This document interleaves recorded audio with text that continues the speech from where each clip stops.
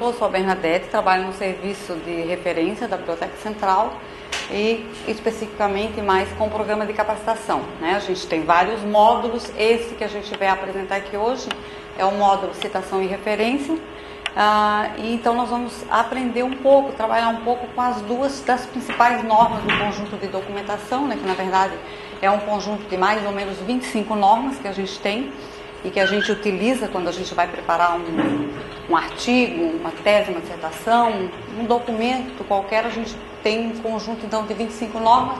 Dessas normas nós vamos então ver aqui hoje as duas que são as mais utilizadas no meio acadêmico, que são as normas de citação e referência, tá?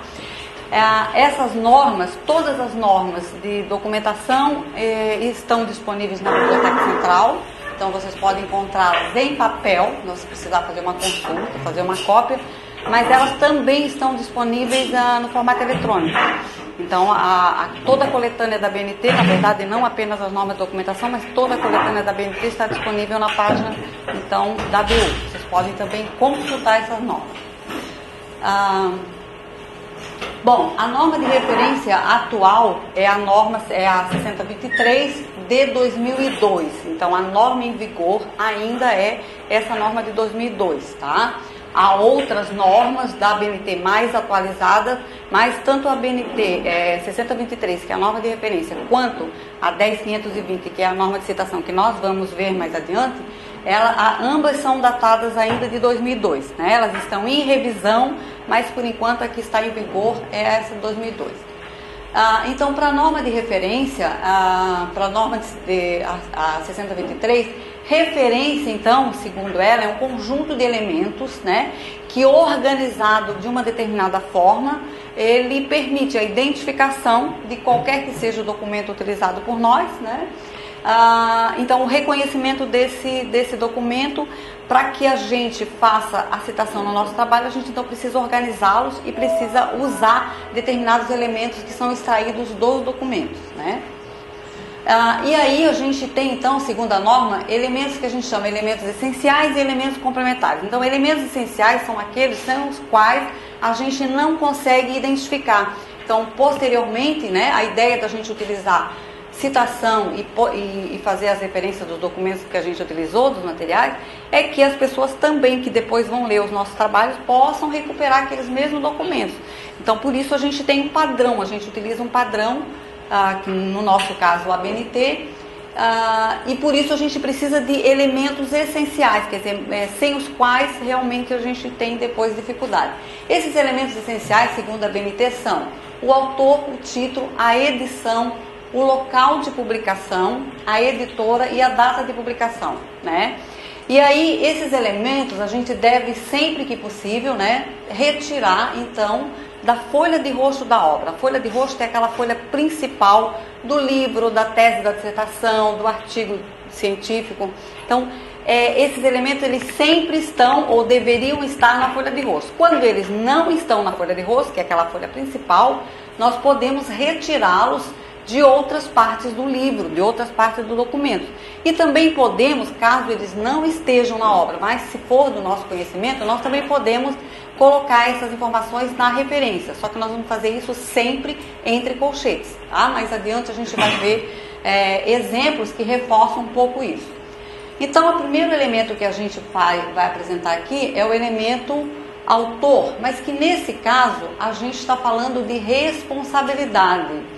Do que a gente está falando de responsabilidade? Porque não necessariamente a responsabilidade de uma obra é de um autor, né? Um autor pessoal, por exemplo. Às vezes ela é de um grupo, né? De uma entidade, de uma organização, e outras vezes na obra vocês nem têm claramente definido a autoria, né? Então, por isso é que é necessário que a gente, antes até de começar a montar a referência, a gente identifique na obra em que categoria de autoridade ou em que categoria de responsabilidade está o autor daquela obra. Porque dependendo disso, nós vamos ter uma entrada diferenciada para a nossa referência.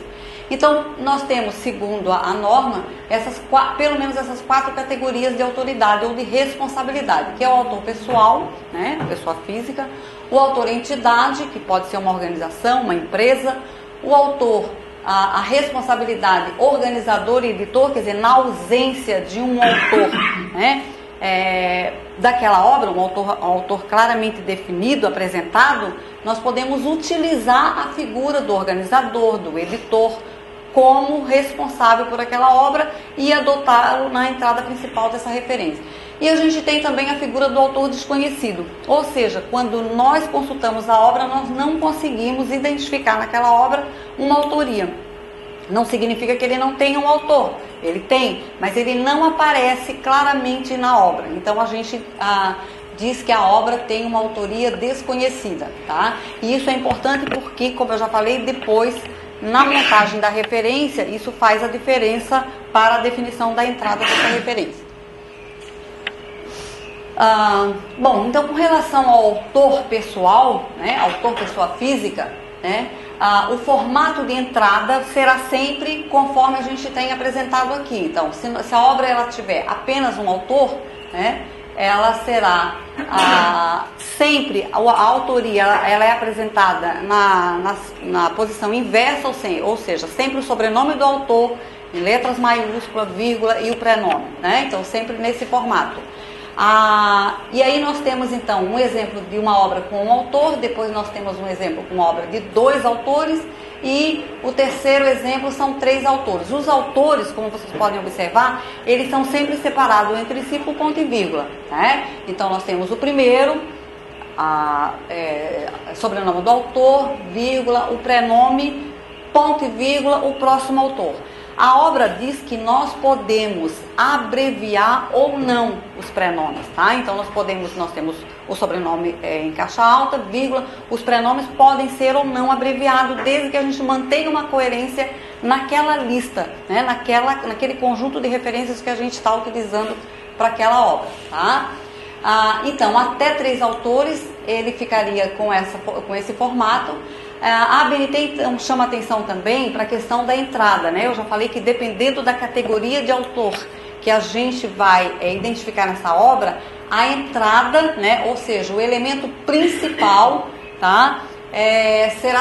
Será sempre então definido de acordo com aquela categorização, tá? Então a entrada para autores pessoal é sempre sobrenome do autor, vírgula, seguido dos prenomes abreviados ou não, tá? Pessoal, vocês podem perguntar. Posso perguntar uma coisa? Por exemplo, eu tenho um livrinho que assim, ele tem vários artigos de vários autores. Só que quem fez, não tem um organizador definido. Quem fez, me parece, porque já revirei tudo, é a própria editora. Uhum. São obras de autoria coletiva, né, que a gente chama. E aí cada caso, sem que a gente às vezes tenha a obra em mãos, fica difícil identificar quem a gente vai eleger, né? A gente pode então, depois do final da aula, a gente pode então ver esse teu exemplo, porque é um exemplo, né, que diz respeito à tua necessidade. Eu coloquei assim, as obras de autoria coletiva, normalmente eles têm autores para trabalhos específicos ou para capítulos daquela obra, e de um modo geral, essa autoria da obra no todo, ela fica por conta de um coordenador, de um organizador. Em geral, essa figura aparece na folha de rosto.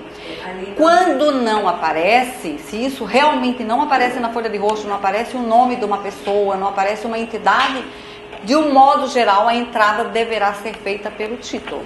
Mas eu precisava ver essa obra para que realmente eu tenha essa resposta, tá? Depois a gente pode ver isso.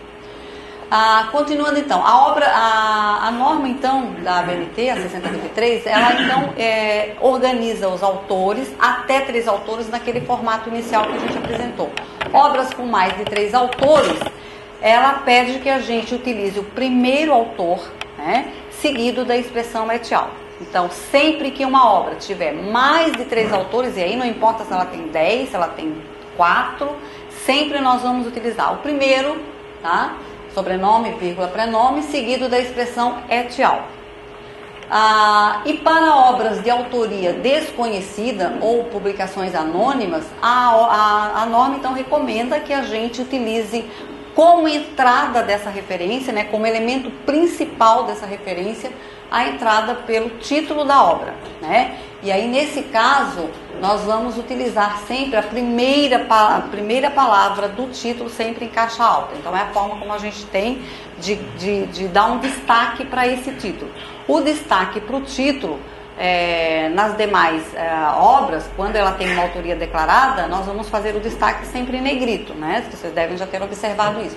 Mas quando a entrada passa a ser feita pelo próprio título, o destaque então é atribuído à primeira palavra do título, ficando toda em caixa alta.